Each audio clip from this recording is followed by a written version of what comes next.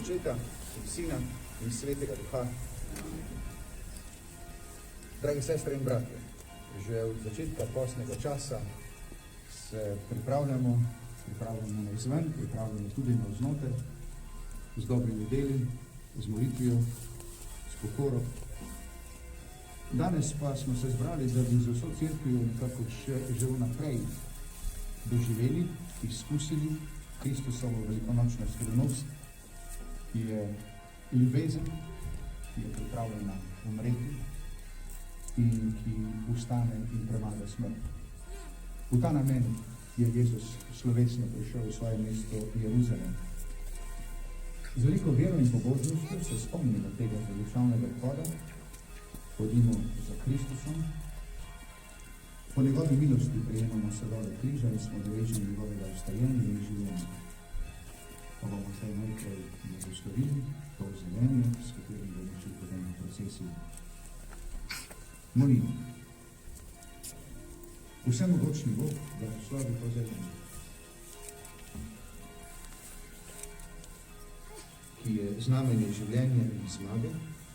Veseli bomo spremljali Kristusa kralja, daj nam, da bomo mogli dospeti v večni Jeruzalem. Po Kristusu, našem Gospodu. Amen.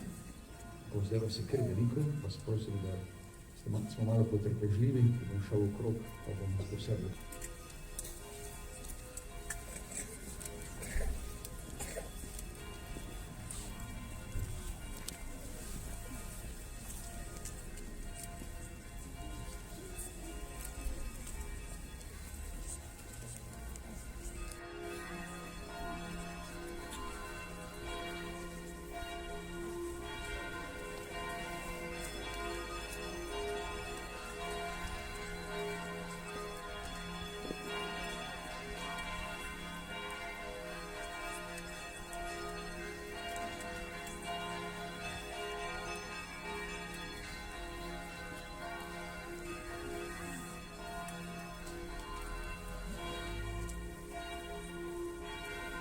Gospod z nami,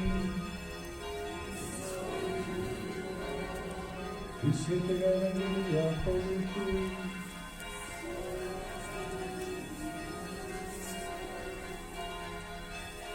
Tisti čas je šel Jezus dalje v Jeruzalem. Ko pa je prišel blizu Betfage in Betanije, gor, ki se imenuje Olska, je poslal 2 izmed svojih učencev in rekel: pojdite v vas, ki je pred vami.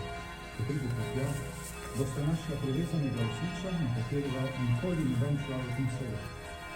Odvežite ga in pripeljite. Če vam kdo vpraša, zakaj ga odvezujete, recite takole: Gospod ga potrebuje.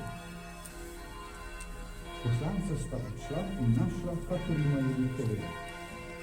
Ko sta žrebet odvezovala, so jim rekli njegovi gospodarji: zakaj odvezujete žrebet? Malo vas sta rekla: Gospod ne potrebuje. In pripeljala sta ga k Jezusu. Položili so na žrebe svoje oblačila in posadili Jezusa na njih. Ko pa je šel dalje, so na pot razgrinjali svoje plašče. Ko se je že bližal pobočju Oljske gore, je začela vsa množica učencev z močnim glasom veselo Boga hvaliti za vsa čudovita dela, ki so jih videli. Klicali so: blagoslovljen kralj, ki prihaja v Gospodovem imenu, mir v nebesih in slava v višavah. Nekaj farizejev iz množice mu je rekel: učenik, poslali svoje učence. Odgovorili mu: povem vam, če ti molknejo, bodo kamni odprli. To je Kristusov evangel.